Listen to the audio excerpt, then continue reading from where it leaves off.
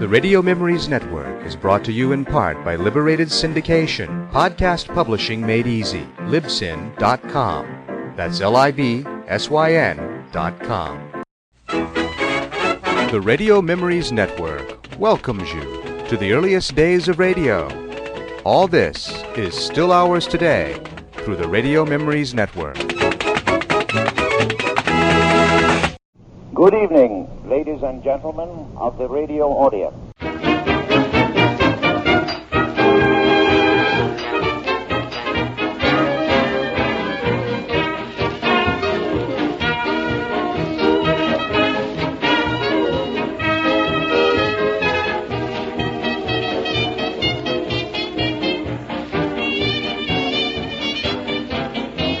Hi, everybody, and welcome once again to Radio Journeys. I'm your host, John Grimmett, guiding you each week into the radio of the 1920s and 1930s. And this week, once again, we're in 1932, listening to some samples of radio as it would have sounded.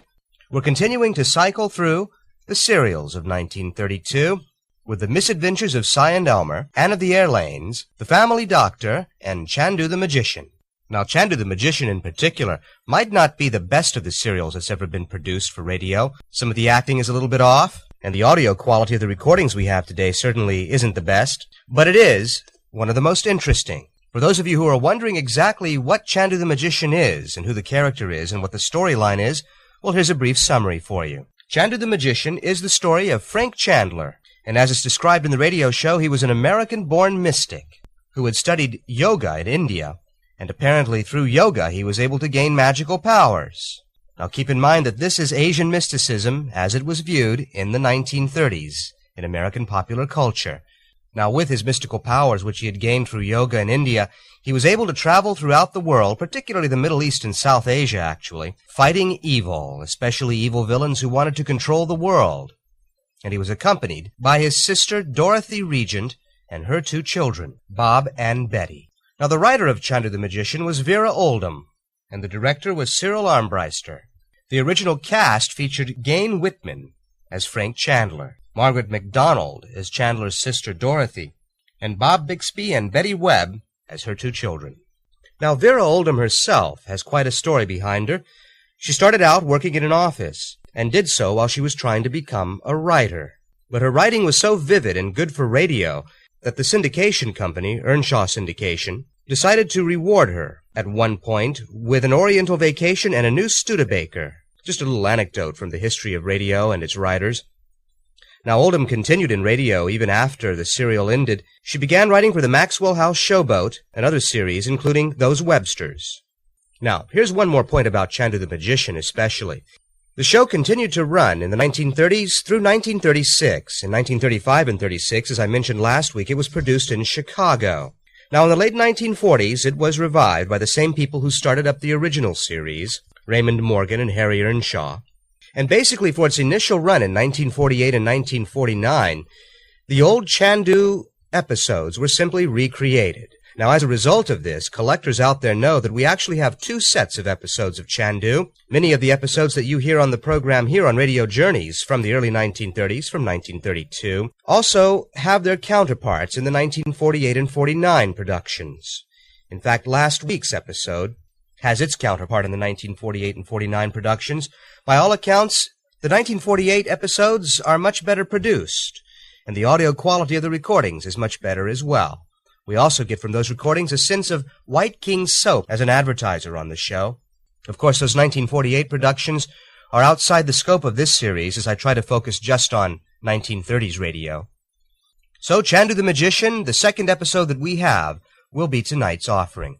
We have March 23, 1932, and that will be tonight's show. Now, I scoured the newspaper listings to try to locate Chandu the Magician to see when it would have been on the air, and I couldn't find any for March 23, listing Chandu the Magician, not in any of the old newspapers I have access to. But I did find out some more information about the stations that it was aired on. I mentioned last week that it had been aired on WJR in Detroit. Last week's episode, in fact, was heard at 6:45 p.m. on the night that it was broadcast on WJR. But another station that often carried Chandu the Magician in these early days was WLW in Cincinnati. I have some newspaper listings For other dates where it was carried over WLW Cincinnati at 7:15 p.m., in fact including some in late March. So it's a fair guess that this program would have been broadcast over WLW at 7:15 p.m. on March 23, immediately following Amos and Andy, which would have been on at 7 p.m. So that's my guess for tonight, that this would have been on the air at 7:15 p.m. on many stations in the Midwest and along the East Coast of the U.S., including WLW in Cincinnati. Now, how about a look at some of the other things that might have been on the air on that night, according to newspaper listings from March 23, 1932.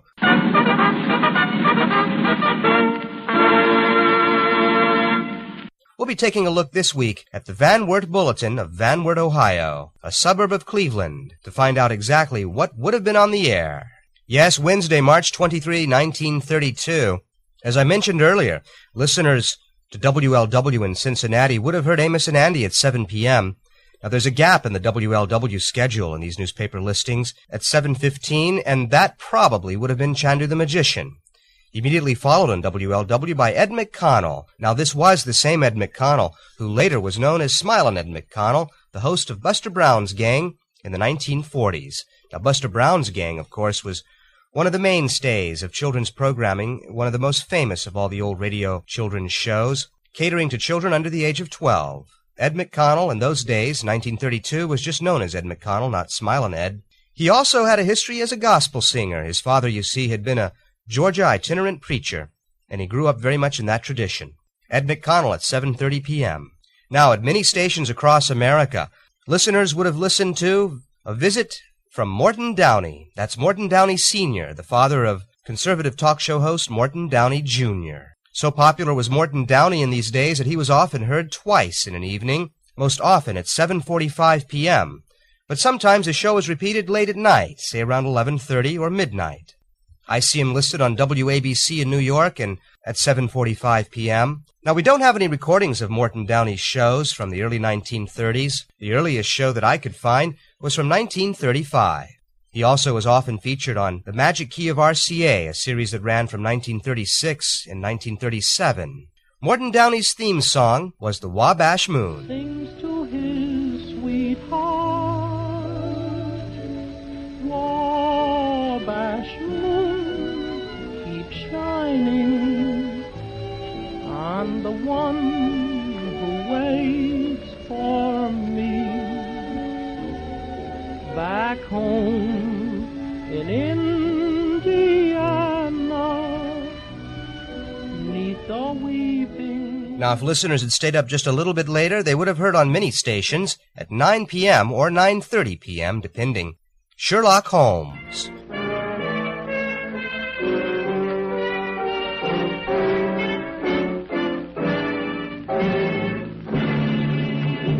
Every week at this time, the makers of G. Washington's Coffee bring you a story from the Sherlock Holmes series of mystery dramas. Yes, Sherlock Holmes. The earliest recording we have of Sherlock Holmes was from 1933, so I'll be playing that at some later date. But Sherlock Holmes began broadcasting in 1930, and by 1932 it was one of the most popular shows on the radio. Sometimes it even had several concurrent runs. The one I found listed was the Thursday night at 9:30 run over the Red Network, but it was also heard Wednesdays at 9 over the Blue Network of NBC. So 2 runs each week over 2 different networks of NBC. That was quite an achievement to be that popular on the radio. Sherlock Holmes. Well, there was, of course, much more on the radio on Thursday, March 23, 1932, and this was just a brief sample. So let's get underway with tonight's programming, then, mostly late afternoon and early evening programming, starting with late afternoon serials such as The Misadventures of Cy and Elmer, which probably would have been on the air about 5:30 or 5:45 p.m. And at the Airlanes, likewise, probably a late afternoon juvenile serial. Family Doctor, which probably would have been on the air, judging from its content and tone, around dinner time in most families. And finishing it off with a 7:15 broadcast from March 23, 1932 of Chandu the Magician. I'll see you in about 55 minutes. Enjoy. This is KHJ, the Don Lee Station, Los Angeles.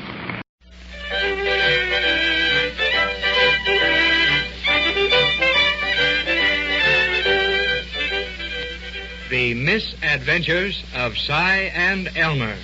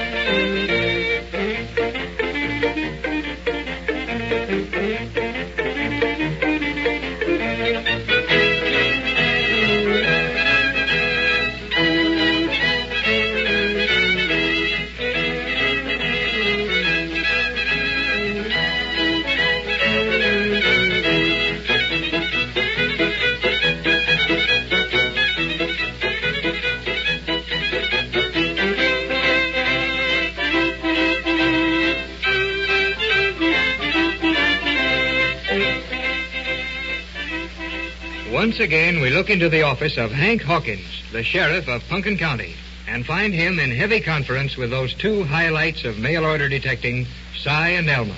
The precious evidence has arrived at last, as the airplane brought the pictures back from Kansas City. Now we will listen in on the discussion and see whether Cy's moving picture camera was good enough to get a clear picture of the ghostly train that has carried 6 men off on 6 midnights. The detectives and the sheriff have 4 pictures spread out on the desk in front of them. Ah, the clues. Say, now, this is certainly something now, ain't it, Sheriff? Look, are you sure them pictures is good enough to do us any good, Si? They ain't as good as I thought they'd be, Elmer. Well, now, don't worry none about them pictures, boys. 3 of them will do us a lot of good. Of course, the faces don't show up, but, well, it's a big help. Now, that one's plain enough, all right. Anybody can see that's a man. And he's off the ground, up in the air. And his arms are held down to his sides in a mighty peculiar way. What's it all mean, Sheriff? Si, would you give the sheriff a chance? We just started looking at them pictures, and you want to know what the whole case is all about right off. Yeah? Sheriff's right. The picture is a man, and he is in a mighty pretty position. And me and Elmer knows that man is Pat, the section boss. Exactly. Now we'll work this out. Now, these pictures will do in a general way, and you boys know exactly how and where they were taken. So it won't take us long to reconstruct this here crime. Do what, sir? Reconstruct this crime, Si. Now, take this picture here. That's no good at all. No, nothing on that one but the railroad track. 7 days wonder to me it ain't old like that. 'Cause with Si shutting his eyes and ducking his head every time one of them darn flashes went off. Say, it's lucky we got the pictures at all. Elmer, I was trying to keep that camera pointed at Pat. Well, you caught him in a couple of them anyway, Si. Yeah. Now, here's the one I figure is going to do us the most good.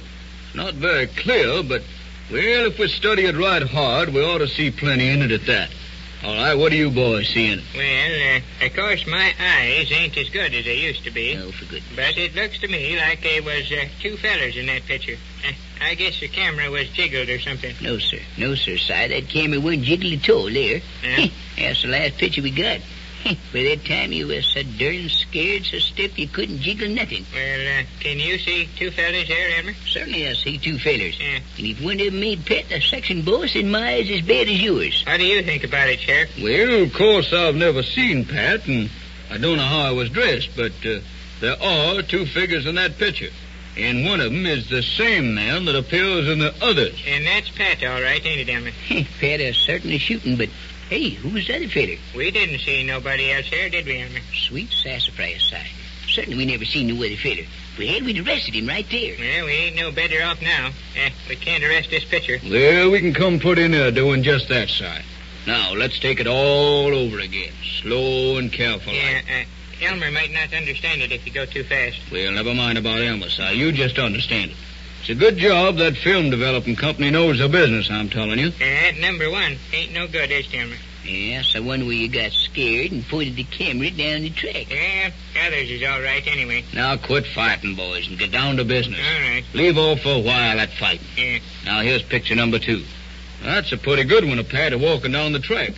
And look, boys, take careful notice that he's got his hat on. Yeah. Now, here's picture number 3. That's where the fun begins. Yeah. Now, look close at that one.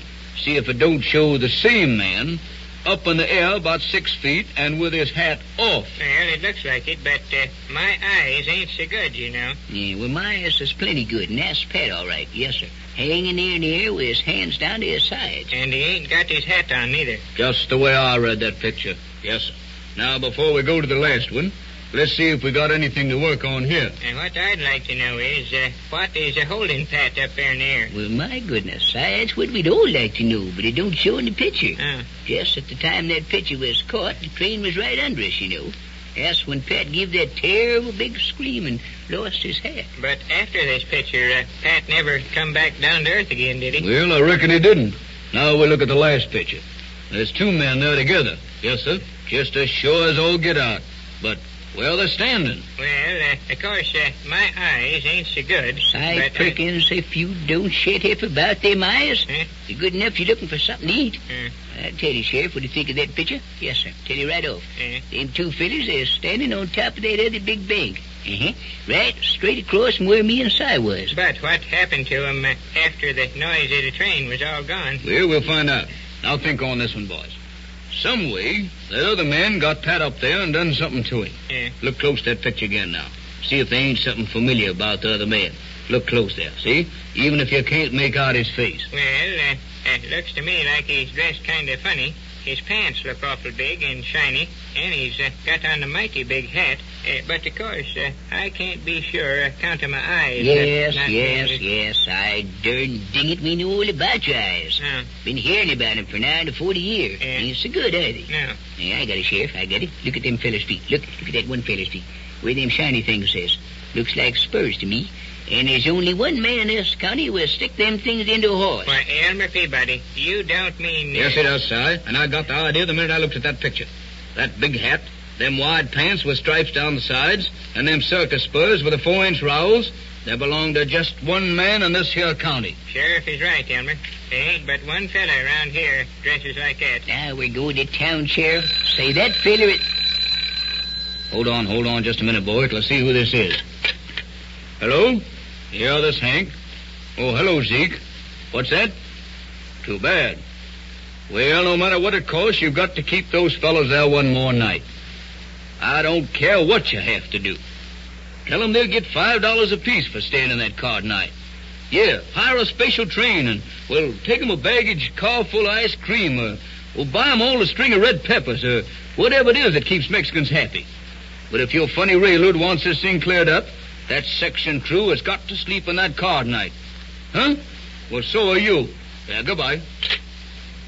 Now what's the matter, Sheriff? Yeah, Mexican boys all scared and they quitting today. Ain't that it, Sheriff? Well, I don't know. Of course, my eyes ain't so good. Sweet suffering Johnson grass. Huh? What has your eyes got to do with hearing what the sheriff said over the phone, Si? Oh, nothing, I reckon. Elmer's got it right, Si. Them boys is plumb scared to death. Plumb scared to death. And they want to be paid off right now, today. That don't hurt us none, does it? Can't we just go down there and look for clues on top of the bank and arrest a fella? Seems to me we could whether the boys was in the car or not, but, well, I reckon the sheriff knows what he's doing, Si. What are you planning on, Sheriff? Well, we're going down there tonight, just as soon as it gets dark. And we're going to hide in the brush. Nobody, not even the railroad men who know we're there, do you hear? We may do some good, but, oh, I doubt it. You doubt it? Don't you think that train will come through again, Sheriff? My goodness, come every night for a week, no matter who's there. Yeah, why won't it happen tonight, Sheriff? Well, this fellow may be crazy enough to think he can fool all of us, but I'll bet that train is done. Now, in the first place, he knows that you was trying to take pictures of him last night, don't he? Yeah, and then why didn't he just run away when we took the first one? That's smart, Si. That's smart. Yeah. Why did he keep on killing Pat or stealing him or whatever he done and let us take 4 pictures of him? Now, here's a slick question for you, Sheriff. Elmer Peabody can ask him. Yeah, well, I got some slick answers, too, for Elmer Peabody. That fella couldn't stop then, or Pat would have got away to tell what happened to him. That's right. Now, just a chance the train stunt will happen tonight. And if it does, boys, we're all going to be there. On both sides of the cut, and we're going to catch somebody. Yeah, that's all right, but what if the train don't come through? Well, then I reckon we just go and arrest the fellow we think it is. Ain't that the idea, Sheriff? How about it, Sheriff? Now, don't forget that fellow on horseback who followed you on your handcar ride back to town. He likely followed you all the way to my house. And when he saw you go in, Well, he's sure your officers. Yeah, he might have done that all right, I guess. Well, wait a minute now. How good a look did you boys get at him as he was following you along the track? Huh? Could you tell if he was the same one that's in the picture there? I don't reckon it was the same fella, Sheriff. Of course, you know, my eyes ain't just as Say, good Perkins, if you say just one more word about them old eyes of yourn, I'm going to shut him up both for you. Every darn one of them, both of them, put black curtains on them, too. Huh? You see, Sheriff, it was getting pretty good moonlight, and we seen that feller on horseback, and, well, I'd say right off it ain't the same one seen the picture. No, I don't guess it was. Well, that makes it all the more interesting, then. We're dealing with a gang, and there's more than one clever man in it. Now, if we do arrest Manuel Enchilada Caliente, what motive do you figure he could have had for doing this? That's what's been worrying me, Sheriff, ever since I seen who that picture looked like. Yes, sir, that's the stick-uppitest Mexican that ever lived. Yeah. He runs a good ranch, got some of the best cattle left on this here range. Folks call him the last real old-time rancher left in these here parts. And he's always dressed up fit to kill. Certainly I is. know that. Yeah, and he's always showing off, jangling them spurs all over the sidewalk. But he ain't got no reason to stop that railroad going through or to hurt nobody. Yeah, I reckon Si's right about that, Sheriff. We got to really catch this fella doing something, or at least be able to prove that he killed all them railroad men, 'cause, well, he certainly ain't got no motive for doing it at all. That's right, Elmer. He ain't got no motive. Well, I don't like to disagree with you, boys, but there's one angle of this thing that you've all overlooked. We're going out to that section camp tonight, and if my guess is any good, we're going to arrest the one fella in the world who's got a real motive for stopping that railroad. And that man is Manuel Caliente. What motive could the Mexican rancher have for trying to stop the building of a railroad? Your announcer will tell you when you may hear another episode of Si and Elmer over this station.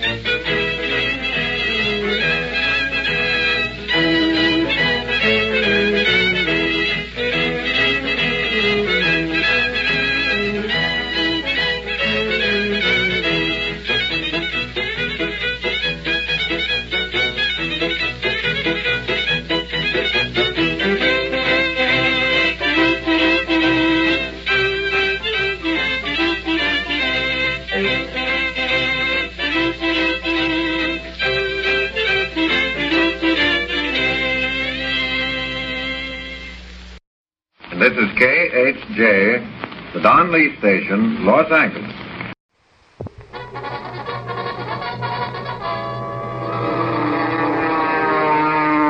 Over valley and mountain, river and plain, through wind and storm, rides Anne of the Airlanes.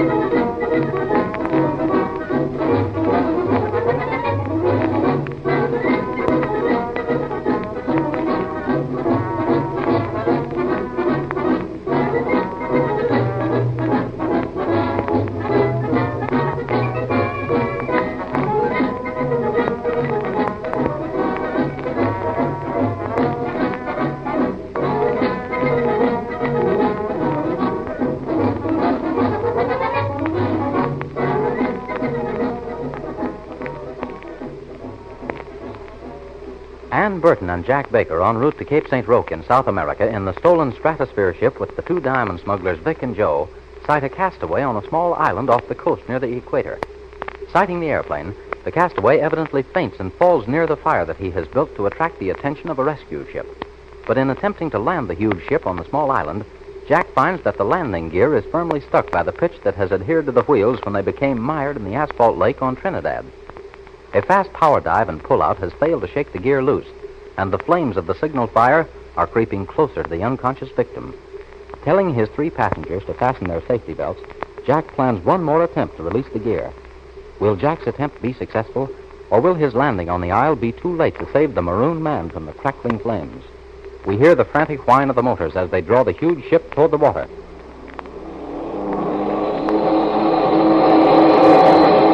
Hey, what are you trying to do now, Baker? Crack this ship up? Never mind, Morgan. Nothing will happen if this works. Gee, it looks like we're going into a loop. That's exactly what we're going to do, Joe. At least part of a loop. A fine time you picked a post onto the ship like this.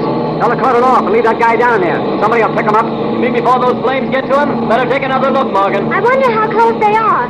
Jack, where's the island? I can't see anything down there but the sky. She's right.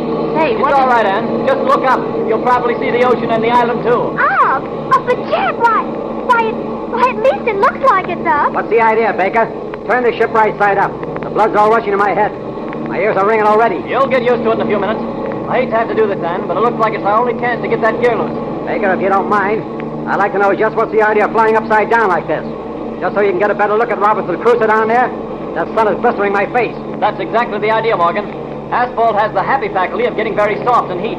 Underneath the ship, the stuff that was on the landing gear was in the shade, and the pitch got cool and hard. Nothing on earth could jar that gear loose.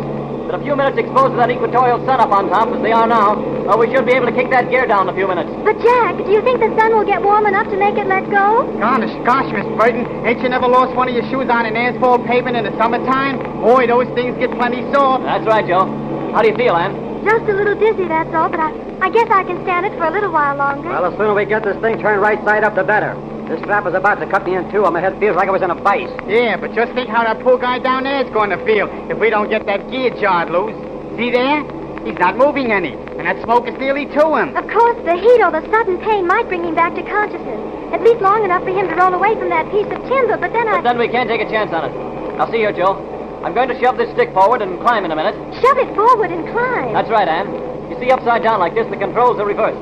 Well, now, Joe, when I get enough altitude, I'm going to do a barrel roll and then go into another short dive. When I pull out, I want you to have that strap unfastened and be on that gear crank. Then, just as I level off, you give her all you've got. You mean like we tried before? That's it. We'll make centrifugal force help with this thing. If that asphalt is soft enough, that gear should go down this time. Now, you got that? I got it, Jack. Well, let's try and get it over with. My head feels like a balloon. We won't have to go up very far. I'll keep the ship reversed so we can have the benefit of the sun on that gear. But you'll have to hurry, Jack. From here, it seems the flames are almost reaching that poor fellow. Well, this ought to be it. Now, here we go. Be ready to let go that strap and grab that gear crank.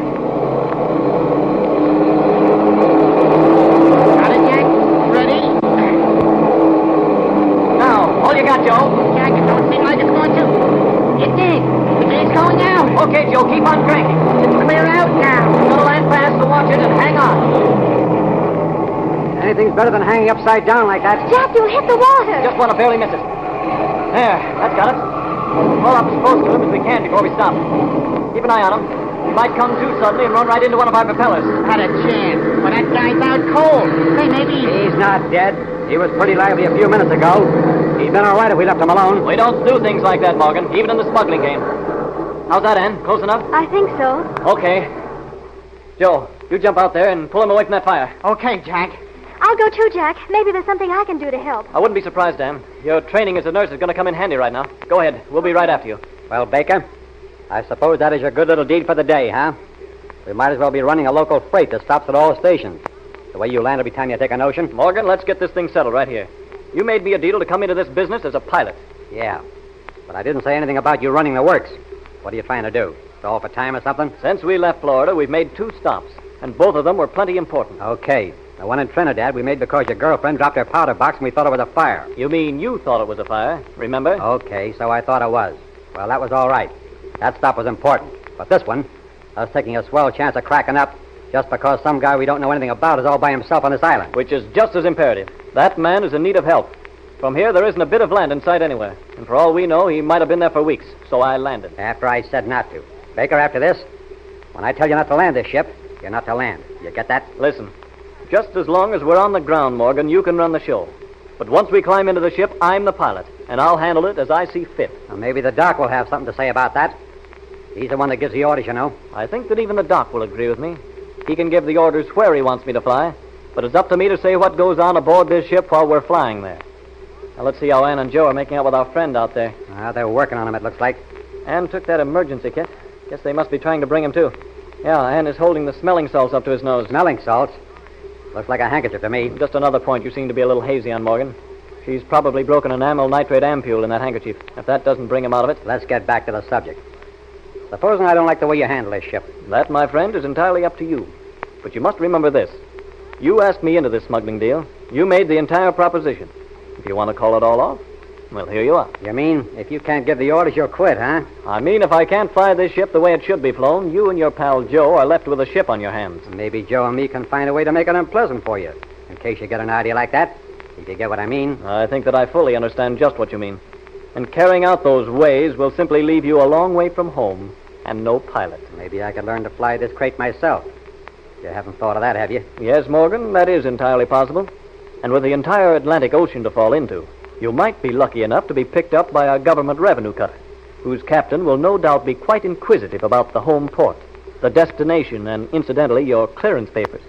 Ever thought of that? Okay, Baker, you win. That is until we get to St. Roque. It might be that we could change pilots there. Morgan, the pilots that can handle a ship like this can be counted on the fingers of one hand. And Uncle Sam knows every one of them. Sending for anyone like that would be giving your name and address to the Treasury Department. So we might just as well get together now. I fly this ship for your outfit on the basis we mapped out. You and Joe are the hired hands as long as we're in the air. That clear? Okay, that'll do for now. But maybe it'll change after a while. But what about Gorgeous? I suppose you're going to kick about sending her home in a tramp steamer. Nope, there'll be no kick on that score, Morgan. I have no desire to take along any extra weight crossing the Atlantic. And Africa is hardly the place for a girl. And about her sending a message, well, a message like that wouldn't do me any good either, would it? I guess not. I'm glad we're together on that. Okay, you run the show in the air, and I'll hand it on the ground. Maybe that's the best way anyway. I thought you'd get the idea, Morgan. Sure, Baker. I'm not so dumb. It might be that we make a pretty good combination at that. So there's no use quarreling over who's going to run the thing. And who knows? Maybe after a while, well, we'll not say anything to Joe about this, see? But maybe we can work things out so the doc won't get such a big cut. After all, we're doing all the work and taking all the risks. I think I see what you mean. We might remember that, as you say, all the doc has to do is to sit back in Springfield and run his sanitarium while we have to... Run his what? Who said anything about a sanitarium? What do you mean? I thought you meant Doc Tyler. That's the doc, isn't it? I get it. Now, look here, Baker. It's one thing for us to get together on some sort of a working basis, and it's quite another for you to get snoopy, see? So suppose you don't worry your head about the doc. You'll find out plenty soon enough. Okay, Morgan. I was just thinking, that's all. Maybe we better climb out and see how Ann and Joe are making out with the stranger. Yeah, and start getting away from here. Man, it's hot. Doesn't seem to be out of it yet. Must be something radically wrong with the fellow. Looks like he might be some sort of a foreigner from here. How's he doing, Joe? He seems to be coming out of it a little. He'll be all right in a little while. He doesn't seem to be injured. If we could just get him into some shade. This sun is terribly hot. We could carry him over onto the wing of the ship. Give me a hand here, Vic. I think the three of us can manage him. He's a foreigner, all right. Well dressed for a fisherman. He's no fisherman or anything like that. You can tell by looking at him. All right, let's carry him over there to the ship. You get my jacket out of the cabin, will you, Ann? Right. We can make a pillow for his head. Now, steady, fellas. Don't want to hurt him. How about this, Jack? This ought to be all right. Put that jacket under his head. That's it, Ann. Now, easy. There. Oh, what seems to ail him, Ann? Heat, I think, and probably thirst. I'll give him another whiff of this amyl nitrate. There. He seems to be coming out of it. He opened his eyes. Steady, old boy. You'll be all right. Steady now. Oh, senor. What's he saying? He wants water. Now, Vic, hop into the cabin and bring us a cup of water, quick. We mustn't give him too much at first. That would be as bad as none at all. Okay. We'll give him just enough to straighten him out. Another hour, and I'm afraid it would have been too late in this terrible heat. There now. We'll have Alwa for you in just a minute. So, Mr. Know-It-All, Baker, A fine pilot you turned out to be. What do you mean, Morgan? Let's have that water and we'll... What water? Listen, wise guy. When you so brilliantly turned our ship upside down, you drained all 3 tanks of water into the cabin. There's not a drop of water on this ship.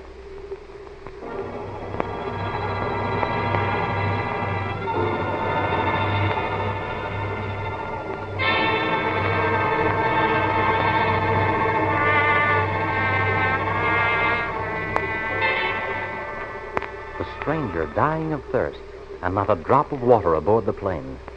Surely our friends will not attempt to allay his thirst with seawater, whose deadly content of salt has spelled doom for so many thirst-crazed victims. But the life of the maroon stranger hangs by but a slender thread, and every minute is precious. Can they find a few drops of the life-giving fluid in time, or has their gallant effort to save his life been in vain? For the answer, we must wait until the next thrill-laden episode of Anne of the Airlanes.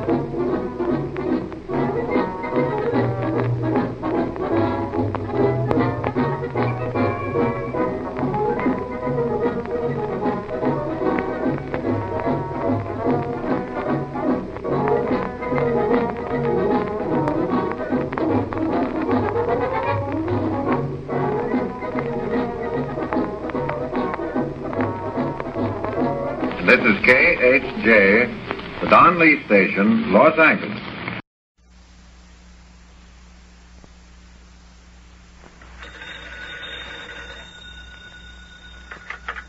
Hello there. This is the family doctor.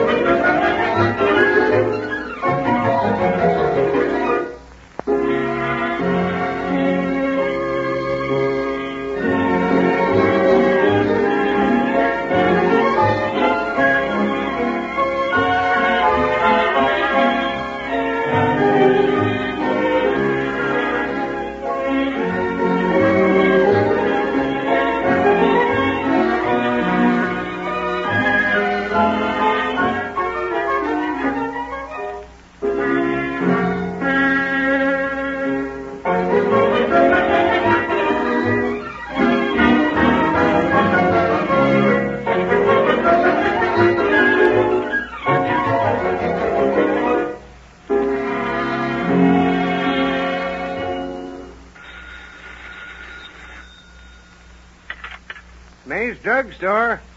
Yeah, this is Pete May. Oh, hello there, Miss Adams. Yeah, he's here, just came in. Doc Adams, your wife's on the phone for you. Oh, thanks, Pete. Yeah. Hello, Lou. No, I won't forget. I've got a note in my medicine bag, one in my small change pocket, and one inside my hat. All right, dear. I won't forget. Goodbye. Mrs. Adams thinks I'll always forget everything she asks me to do for her. Of course, I do. Just once in a while, when I have something on my mind, like an operation or something. Oh, what was it she wanted this time? Let me see. Where's that note I left my hat? What hat, Doc? Huh? What? Well, gosh, Friday. I must have did it over to the Rankins. You maybe got something on your mind this time, Doc, but it sure ain't your hat. Wait, now, here's another one of Lou's notes. Let's see. Note interest. She's right, as usual. I've got to pay my interest at the bank today, or Sam Windsor might foreclose on me. Say, if you wait a sec till I get my apron off, I'll run over to the bank with you. Got to get my deposit in for closing time. Go ahead, I'll wait. Say, Pete, what do you do with your customers while you're gone like this? Oh, just let 'em wait. All it says is how the ones that don't wait just probably want a postage stamp. Well, here I am. Let's go, Doc.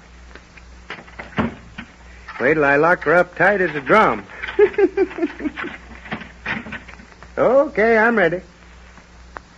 You know, Pete, well, it isn't any of my business. What's sticking in your craw, Doc? Well, it just appears to me that you'd be giving the folks of Cedarton a lot better service if you had some bright youngster to help you at the soda fountain and make your deliveries for you and sort of help out all around. Oh, but Clyde had some sort of highfalutin idea about how much he was worth or getting off Saturday afternoons or something. I don't know what's got into the younger generation. Oh, gosh to Friday, Pete, there's nothing the matter with the younger generation. That just goes to show that you're getting on in years when you talk like that. Well, I don't know, but it sure seems like to me that there's a lot more wrongdoing by young folks nowadays than there was when I was a shaver. Well, maybe there is, but that's your fault. Huh? My fault? And mine.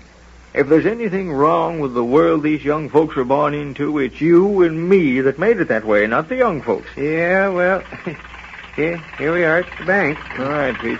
We'll talk about that subject some more sometime. Oh, sure, Doc. Sure thing you know. Well, so long. Hello there, Doc. I bet I'll know what you're here for. Yes, I guess you do, Sam. But you must have closed court early today. Well, there wasn't anything on the calendar, so I had to kind of recess until tomorrow. Come on over to my desk and I'll make you out a receipt. There must be strangers in Cedarton. Why? Nobody but you owns an automobile that'll go that fast, Sam. Doc, you're all right. Don't nobody move. Great Godfrey Bandit. Family gun's itching to get busy. But if you stay right where you are, nobody will get hurt. What can I do? What can I do? I'd say if you try to do anything, Sam, you won't be opening any more courts. You over there, pipe down. I don't want no more. What's there? Who did that? Come on, boys, make it snappy. We gotta get out of here. Don't get excited.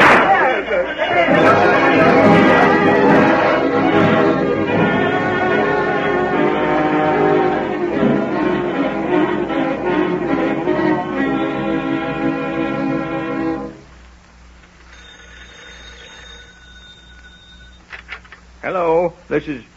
Oh, hello, Lou. Yeah, I was there all right. Oh, I'm fine. No, nobody got hurt that I've heard of, and I guess I'd have heard. Well, I'm just cleaning up a few things, and then I'll be right home. All right, honey, you go on to bed then. Good night.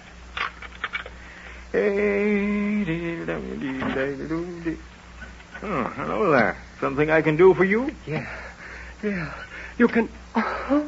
Gosh, Friday, where's my spirits of ammonia? Yeah.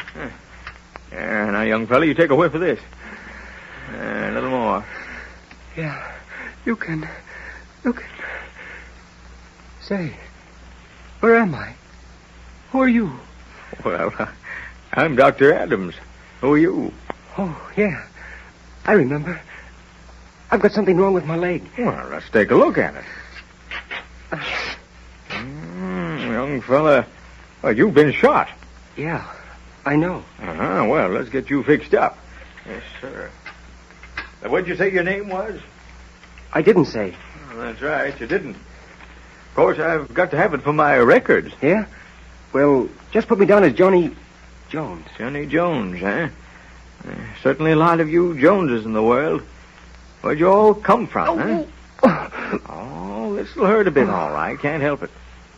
Sorry. There. How'd you get this, Johnny? Me? I was hunting. Hunting, huh? Yeah. Oh, I didn't know there was any elephants around here. Elephants? Must have been pretty big game you were hunting. This is a bullet from a .45 automatic pistol. Yeah? Well, let's quit talking about it and get me out of here. Oh, I'm hurrying as fast as I can, youngster. I'm no youngster. Oh, no, I guess you're not. By the way, I need this for my records, too. How old are you? 19. 19? Yeah. Of course, if you were hunting today, you didn't hear about the bank robbery in Cedarton this afternoon. Yeah? Yeah, nobody harmed, though. Leastwise, none of the Cedarton folks. Now, this is going to hurt quite a bit. I gotta be sure that wound's sterile. Say, now, gosh to Friday, that couldn't have hurt that much. All right. You've got me. I was with them. I was their lookout. Go ahead. Turn me in. Turn you in? Oh, you won't have to go to bed. That's just a flesh wound. You got a place to stay tonight? Stay? Oh, yeah, sure. Yeah, I've got a place to stay. Well, that's fine. Now, good night. How much do you? Oh, we've just called this an emergency. Good night, Johnny. Good night, Doc. Thanks.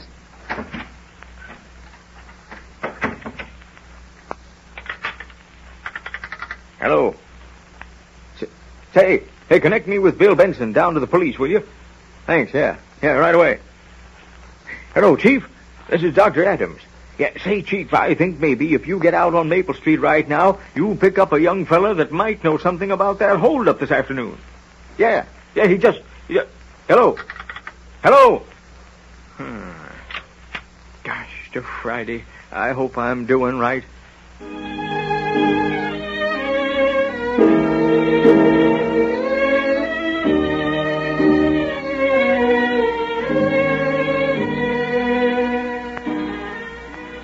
Hey, Doc, what'd you want me to come up to court for? Be quiet, Pete. Judge Windsor's just about to open court. Well, all right, but I'd like to know what it's all about. Hear ye. General session, the Court of Peace of Cedar Township now in order. Judge Samuel Windsor presiding. Quiet. What's the first case? Well, the first and only case is the People versus Jones. Johnny Jones, to be exact. Who's the complainant? State, Your Honor. Complaint's on your desk here. Oh. Who's the first witness? Well, the first and only witness is Dr. Grant Adams. Dr. Adams, take the stand, please. Raise your right hand. You swear in the cause now, hearing tell the truth, whole truth, nothing but the truth? I do. Dr. Adams, you treated a young man for a gunshot wound several nights ago, didn't you? Yes, I did. Did he admit to you how he was wounded? Yes, he did. He said he'd been hunting. Did he say anything about having participated in any holdup or robbery or anything of the sort? Any committing of a felony? No, sir. He didn't admit anything of the sort. Is that all the testimony you have to offer? Yes, I guess that's all. That's all, Dr. Adams. Thank you. Is there any other witness to appear in this case? Case dismissed for lack of sufficient evidence. Court will recess till noon tomorrow at 10 o'clock. I'd like to see the former prisoner and the witness in my chambers at once. You better come in too, Pete May. That'll be all for now. Come on, Pete, quick. Come on, quit asking questions. Come on, Doc. Come in, Pete. Shut the door. Well, Doc, have you got anything more to say? Oh, well, I've got a little story I'd like to tell. Seems like about 19 or 20 years ago, I was called over to Dunlap County. A young wife was just about to have a baby. Her name was Kemp, Martha Kemp. Her father's name was Ben. It was a fine youngster. They named him Johnny. I haven't heard about this little family for about 5 years, but I did hear then that the mother had died and the young father was killed in a landslide when he was working some sort of mine over near Dunlap. Nobody seemed to know anything about the youngster, except he'd gone to the city. Funny how young folks change, isn't it? Well, I guess that's all. Doc, is that the truth? That's the truth, Johnny. How'd you know? Here's your wallet, Johnny. You dropped it when you fell into my office a few nights ago. Gee, thanks. Say, by the way, Pete, you were telling me you were thinking of hiring some bright youngster to work in your store, weren't you? That's right, Doc. Well, what do you think of Johnny here? I think he'd be first rate. Yeah, I think so, too. Say, Sam, I never did get that receipt for my interest. We had a sort of an interruption the other day. Can you give it to me now? Sure, Doc. Come along. Gee, Pete, ain't he swell? Yeah, Johnny. He's swell.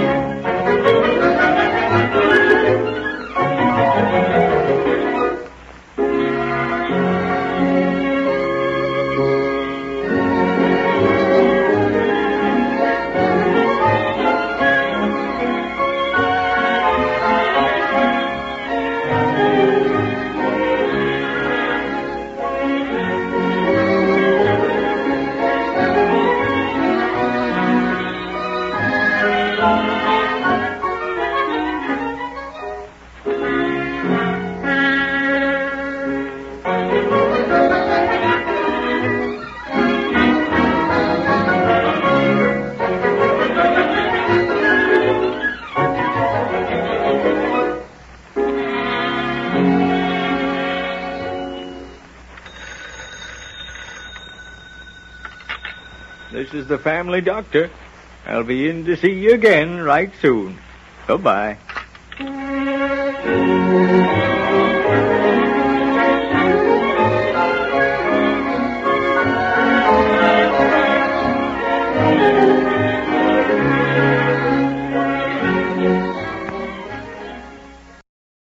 And this is KHJ, the Don Lee Station, Los Angeles.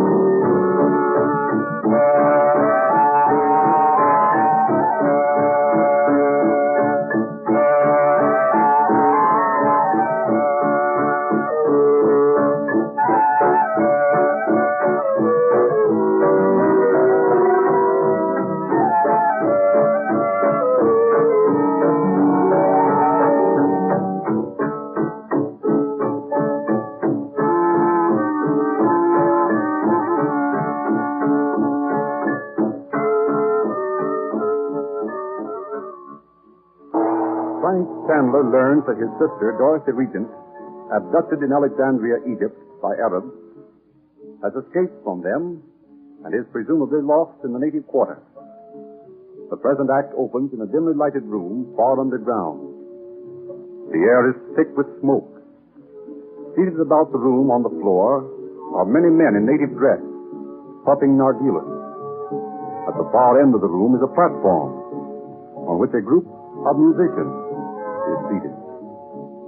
Chandu the Magician.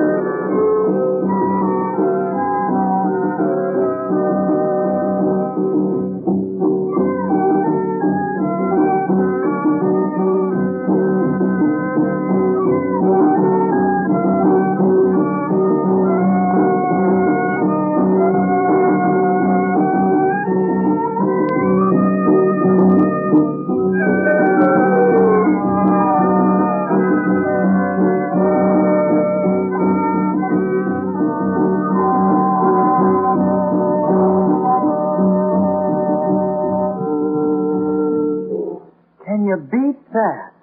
What is this place? Uncle Frank, do you mean you just picked up a pinch of that powder in the emerald box, and the next minute here we are? I can't explain it, Bob. But it seems to me that only a minute ago we were in Yusuf's house trying to find out where Mother was. But what is this sense of time, Bob? No one knows. Sometimes a minute seems like a year. And I've known a year to pass like the shadow of a cloud. Well, do you suppose I could ever learn to do some of the things you do? Gee, it would sure be keen. I don't know. It's not given to every man to know the secrets of the East. You know, Uncle Frank, when you talk like that, you give me the creeps. And Betty said you gave her the creeps, too. You don't mean you're afraid? Why, what is there to fear? Just because I understand some things that are unknown to you. Yes, but I never saw anybody before that could do the things you do. In India, there are many men wiser than I. Wouldn't these fellows sitting around here smoking their pipes pass out if they knew how we got here?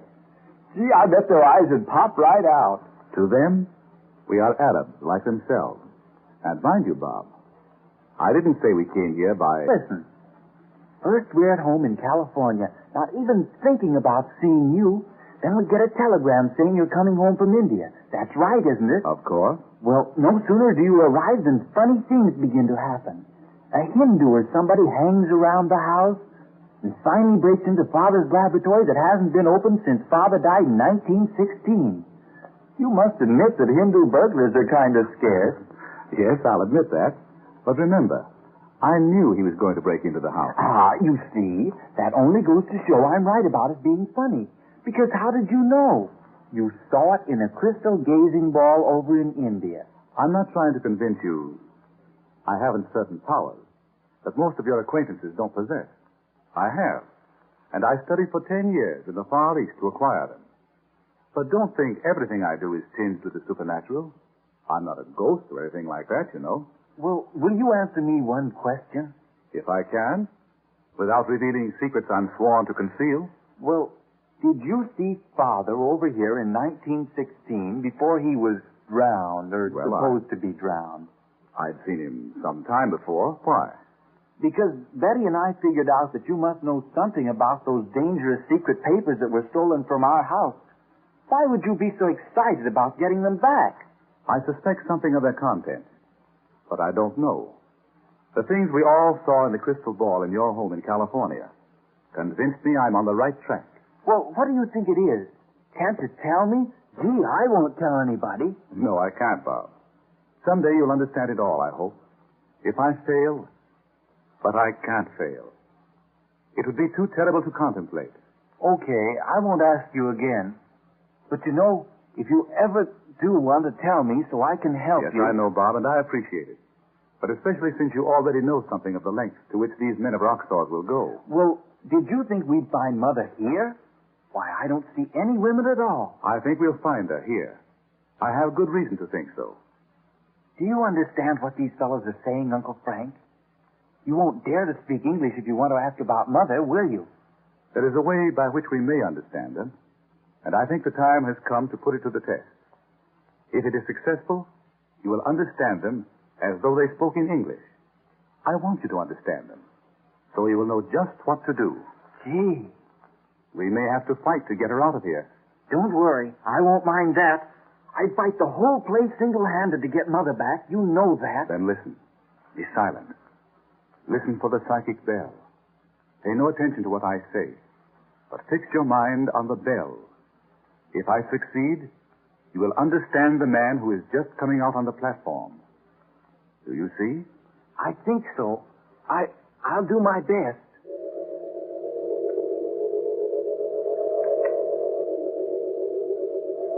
Oh, Yogi, my teacher, far across the sea, I ask for your help. By the hidden secrets of the 3 times 3, I call upon you to help me in this hour. Make clear to me and to my helper the secret language spoken in this place. I hold the emerald casket and its magic powder.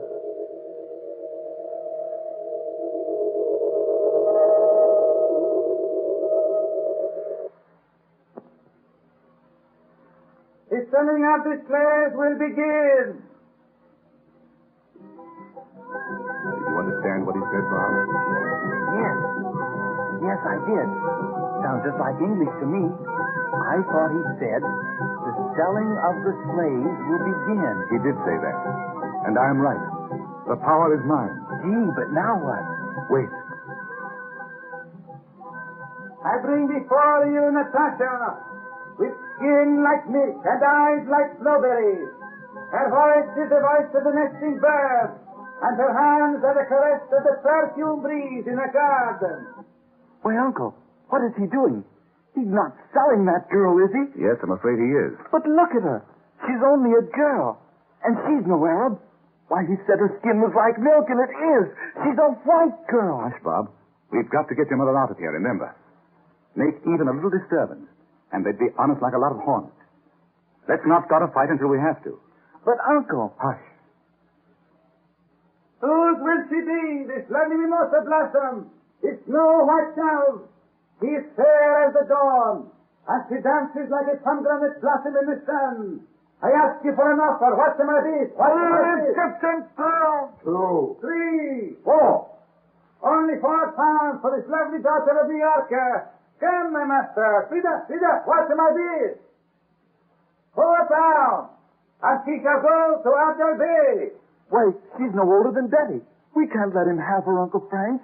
Now, Bob, keep out of this. We've got to find your mother. Oh, I know it, but it seems awful. We could... Here, you, my masters, is another, also white and older. See her raven hair. See her tiny feet.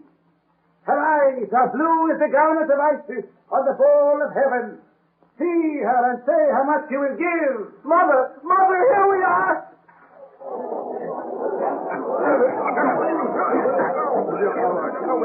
This way, Bob. Up to the platform. Come on. Here we are, Doc. Hold on. Right on the spot. Come on, right through here. Up those stairs, through the archway. Oh, we're nearly there. Wait, where's Bob? Tell me, Mother. Gee, I couldn't let that fat old man have her. Have who? That girl, Natasha. I grabbed her away from him, and here she is. Come on, Natasha. Here comes Abdel, or whatever his name is. Oh, boy, and is he mad?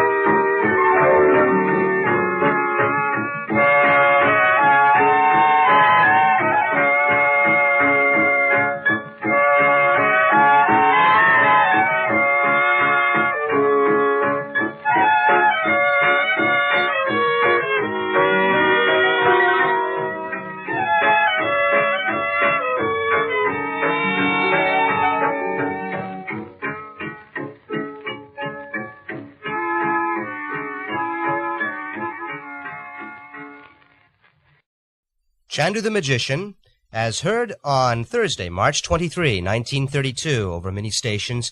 Now, the other serials that we heard tonight, including The Misadventures of Cy and Elmer, Anna the Airlanes, and The Family Doctor, well, that's going to be the last time for the next several weeks that we're going to be presenting these serials here on Radio Journeys, and there's a good reason for that. Next week, actually, we're beginning to cycle through some serials that we have some dates for. Actually, I have 3 serials, all dated April 12, 1932, that we'll be presenting next week here on Radio Journeys. Now, I'm also going to be presenting one more episode of one of those 3 other serials, either The Misadventures of Cy and Elmer, Anna the Airlanes, or The Family Doctor. Haven't quite decided which one yet. And once I present one of those 3 serials, I'll also be presenting the 3 others that we have dates for, April 12, 1932. That's quite a treat because it's very rare when we can collect 3 serials with the same date on them. and present them here on Radio Journeys, especially from this year of 1932. And the 3 serials are, just in case you're wondering, well, let me wait and tell you about that next week. It'll be quite a surprise. And some bit of research went into getting those serials together, too. I'll tell you more about that as well. So quite a lot coming up next week here on Radio Journeys, and in the coming weeks after that, as we begin to get into more and more shows. Around the middle of 1932 or so, more shows become available. Many of these have dates on them, and I'll be sharing those dates with you and a lot more information as well in the coming weeks. We'll return to the other serials, especially Misadventures of Cy and Elmer and Anna the Airlanes, probably in May. So until next week, everybody, this is John Grimmett wishing everybody a very good week. Bye-bye now.